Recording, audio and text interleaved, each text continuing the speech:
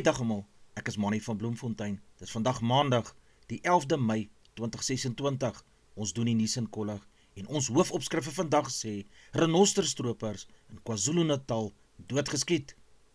Nuushooftrekke vir vandag: nog 'n hooggeplaaste polisielid vas oor politieke invloed. 5 renosterstropers doodgeskiet in KwaZulu-Natal by 'n padblokkade. Die MK-party het gevra vir 'n mosie van wantroue teen die president. Sean Strickland wen weer die titel in UFC 328 teen Khamzat Chimaev. Grey College weer op die wenpad in skole rugby. SA bekerspanne se afrigters lewer kommer oor die nie beskikbaarheid van TV-skeieregters. 5 vermeende renosterstropers is doodgeskiet tydens 'n skietery met die polisie in Tlhotloe in KwaZulu-Natal. Die voorval het plaasgevind tydens 'n operasie deur wetstoepassers wat gemik was op die bekamping van renosterstropery in hierdie gebied. Volgens vroeë inligting het polisie en ander veiligheidsbeamptes intelligensie ontvang oor 'n groep verdagtes wat vermoedelik by onwettige stroperybedrywighede betrokke was. Beamptes het toe 'n padblokkade in hierdie gebied opgestel om die verdagtes voor te keer. Toe die voertuig by die padblokkade gestop het, het 'n skietery glo uitgebreek. Die verdagtes het na bewering op die beamptes losgebrand, waaraan die polisie teruggeskiet het. 5 vermeende stropers is tydens die skietgeveg dood. Geen ernstige beserings onder die wetstoepassers is tot dusver aangemeld nie. Owerhede sê vuurwapens, ammunisie en toerusting wat vermoedelik vir renosterstropery gebruik word, is ook tydens die operasie gevind en gekonfiskeer. Die identiteit van die verdagtes is nog nie amptelik bekend gemaak nie en ondersoeke duur voort. Renosterstropery bly 'n groot uitdaging in Suid-Afrika, veral in dele van KwaZulu-Natal waar wildreservate en beskermde gebiede dikwels deur stropers geteiken word. Wetstoepassingsagentskappe het die afgelope maande hulle operasies teen georganiseerde stropery-syndikaate verskerp in 'n poging om die land se bedreigde renosterbevolking te kan beskerm. Die Suid-Afrikaanse Polisiediens se spesiale taakspan wat politieke moorde ondersoek, het weer toegeslaan en 'n hooggeplaaste polisielid in hegtenis geneem. Die arrestasie vorm deel van 'n groter ondersoek na beweerde betrokkenheid van wetstoepassers en ander individue by politieke sluipmoorde en georganiseerde misdaad in Suid-Afrika. Volgens berigte het die taakspan die afgelope maande hulle ondersoeke verskerp nadat verskeie skietvoorvalle en politieke moorde reg oor die land aangemeld is. Die span fokus veral op sake waar daar vermoed word dat korrupte amptenare moontlike inligting uitgelek het of met misdaadnetwerke saamgewerk het. Die identiteit van die senior polisielid is nog nie volledig bekend gemaak nie, maar owerhede sê die arrestasie is 'n belangrike deurbraak in hierdie ondersoek. Die verdagte sal na verwagting binnekort in die hof verskyn op aanklagte wat verband hou met georganiseerde misdade en politieke geweld. Die polisie het intussen beklemtoon dat niemand bo die reg staan nie en dat die taakspan sal voortgaan om alle betrokkenes by politieke moorde vas te trek.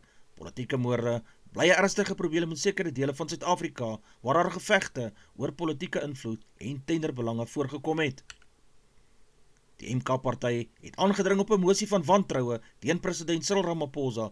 Volgens die party het Suid-Afrikaners vertrou in die huidige regering verloor weens probleme soos werkloosheid, misdaad, korrupsie en die swak ekonomiese groei. Die MK-party meen nuwe leierskap is nodig om die land weer op koers te kan kry.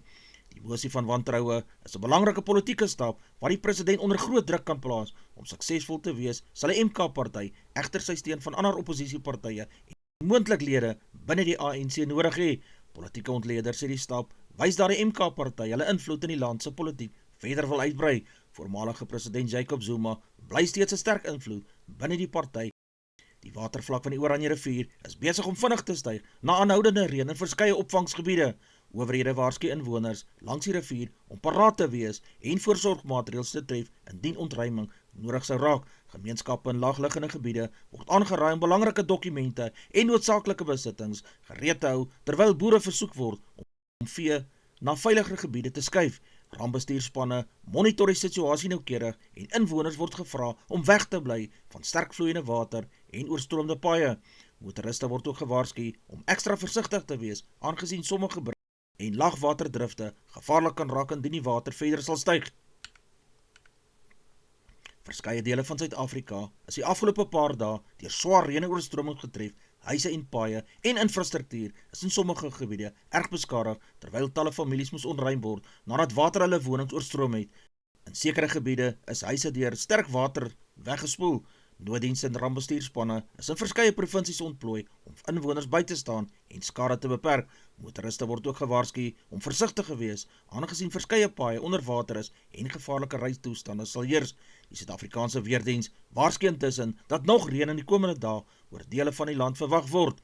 Inwoners in laagliggende gebiede en naby riviere word aangeraai om waaksaam te bly en veiligheidsmaatreëls te tref indien toestande verder sou versleg het. Gesondheidsowerhede sê daar is op hierdie stadium geen rede vir paniek oor die Hanta-virus nie. Owerhede hou die situasie steeds noukeurig dop en beklemtoon dat die nodige voorsorgmaatreëls steeds ingestel is om enige moontlike verspreiding te beperk. Al die passasiers van die MV Hondius is intussen na onderskeie lande gerepatrieer waar hulle onder streng kwarantyne geplaas word. Gesondheidsdienste in verskeie lande monitor die passasiers noukeurig vir enige simptome terwyl verdere ondersoeke voortgaan. Kenners sê die publiek moet kalm bly en eerder staat maak op amptelike inligting van gesondheidsowerhede. Hulle waarsku ook teen die verspreiding van onbevestigde gerugte op sosiale media wat onnodige paniek kan veroorsaak. 11 verdagtes is in hegtenis geneem nadat hulle glo beplan het om 'n brandstofaanleg in Meyerton te beroof. Volgens die polisie is die groep vasgetrek tydens 'n intelligensie aangedrewe operasie voordat die rooftog uitgevoer kan word. Die verdagtes tussen die ouderdomme van 27 en 46 jaar word daarvan verdink dat hulle groot hoeveelheid brandstof wou gesteel het. Owerhede sê verskeie items wat moontlik vir die misdaad gebruik sou word, is ook tydens hierdie operasie gekonfiskeer. Die Suid-Afrikaanse Polisiediens het die arrestasies bevestig en sê die ondersoek duur nou voort. Die verdagte sal in verwagting binnekort in die hof verskyn op aanklagtes wat verband hou met samenswering om te roof en ander ernstige misdrywe. Subsidies op brandstof kan moontlike ekonomiese groei verder afdruk, veral as wêreldoliepryse styg weens die voortdurende konflik in die Midde-Ooste. Dit is volgens Dr. Johnston Makubu, die nuut aangestelde kommissaris van die SAID. Hy waarsku dat verhoogde brandstofsubsidies druk op die staatsbegroting kan plaas, wat weer minder geld beskikbaar laat vir ander belangrike uitgawes soos infrastruktuur, onderwys en gesondheidsorg. Dit kan uiteindelik ekonomiese groei vertraag indien die regering nie die koste behoorlik bestuur nie. Makubu sê ook die internasionale onstabiliteit, veral in die Midde-Ooste, wil die pryse baie wisselvallig maak, wat direkte impak het op brandstofpryse in Suid-Afrika. Hy beklemtoon dat die land versigtig moet wees om nie te sterk op subsidies staat te maak nie, aangesien die langtermyn finansiële druk kan verhoog.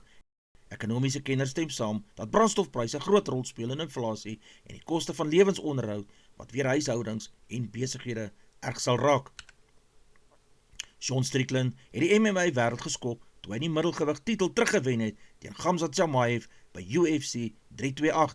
Strickland het met 'n uiters taai split decision gewen nadat die beoordelaars die geveg op 48-47, 47-48 en 48-47 aangeteken het. Chimaev, wat voorheen onoorwonne was, het vroeg in die geveg sy stoeiwerk goed gebruik, maar Strickland se sterk verdediging, harde jab en volgehoue druk oor 5 rondes het uiteindelik die verskil gemaak.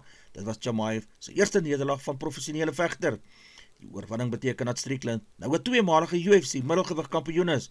Berigte na die geveg het ook onthul dat hy met 'n beseerde skouer geveg het, nadat hy slegs dae voor sy titelgeveg sy skouer beseer het tydens sy sparring. Wat skole rugby aanbetref, was die naweek se hoogtepunt die kragmeting tussen Grey College van Bloemfontein en Parel Boys High School. Grey College het die ondersteuners laat juig deur die wedstryd met 31 teenoor 21 punte te wen. Die span het vroeg momentum gekry en kon hulle voorsprong deur die wedstryd behou het, wat hulle sterk vorm hierdie seisoen verder bevestig. Met hierdie oorwinning sit Grey College hulle wenrekord voort en bly hulle een van die voorste skolespanne in hierdie land.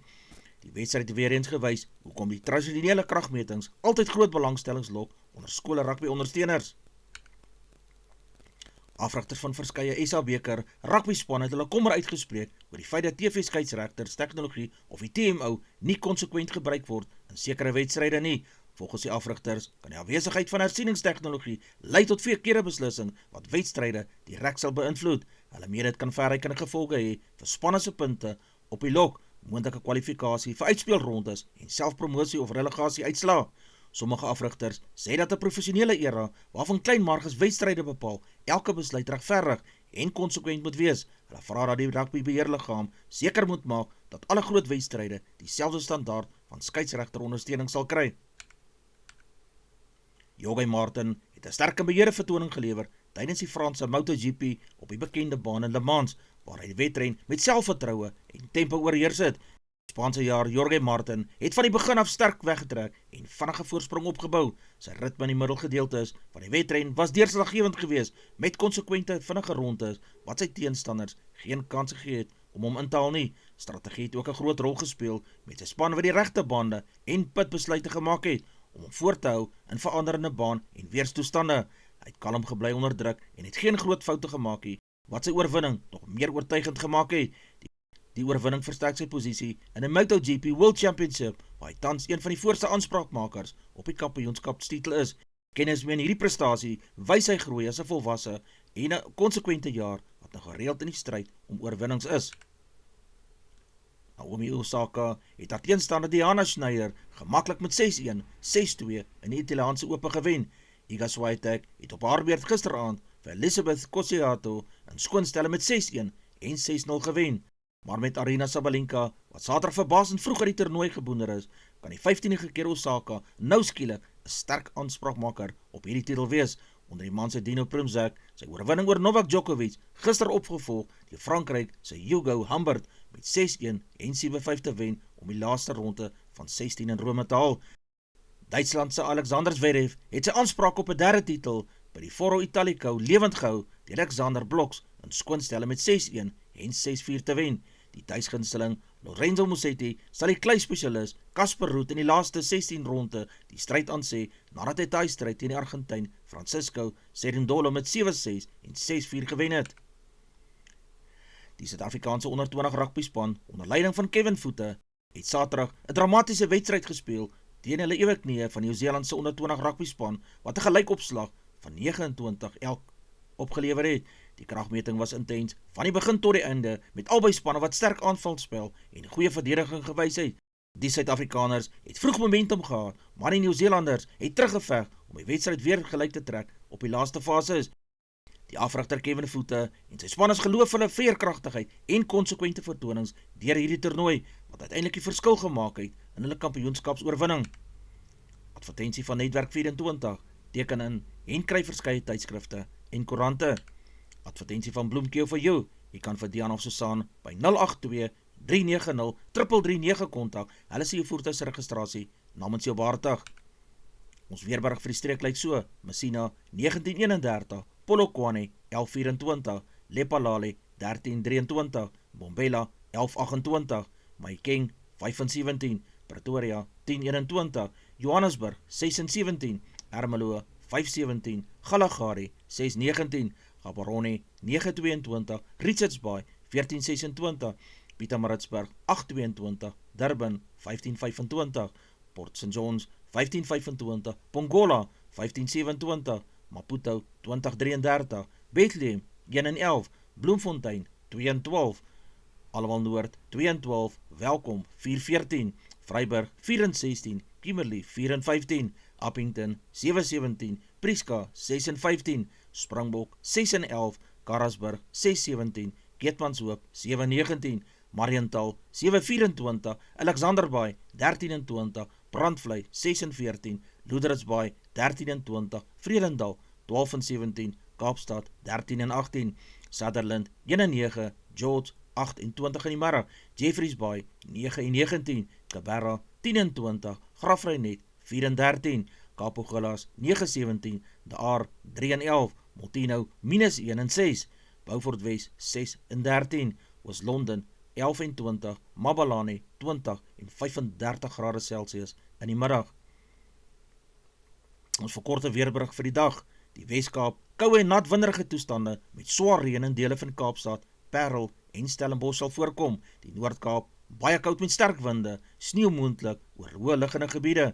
Die Oos-Kaap, bewolk en koel met ligte reën langs die kus en binneland. Die Vrystaat provinsie, koud tot koel met gedeeltelike bewolking en sterk winde in plekke. KwaZulu-Natal, warm en vochtig met sonnige toestande oor die noordelike gedeelte. Moontlike buie sal aan die kus voorkom. Gauteng provinsie, sonnig en koel tot matige warm toestande. Mpumalanga, warm en meestal sonnig, veral in die Laagveld. Limpopo provinsie, warm tot baie warm met droë toestande.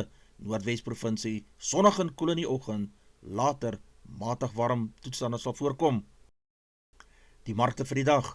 Die rand verhandel teen R16.39 teenoor Amerikaanse dollar. Die Australiese dollar kos R11.89, die euro verhandel teen R19.34, 'n pond kos R22.36, 'n yen kos 10 sent, platinum per fyn ons is $2.059, palladium per fyn ons is $1.488, silwer per fyn ons is $80.32, goud per fyn ons is $4.715, Brent olie per vat is $100.80.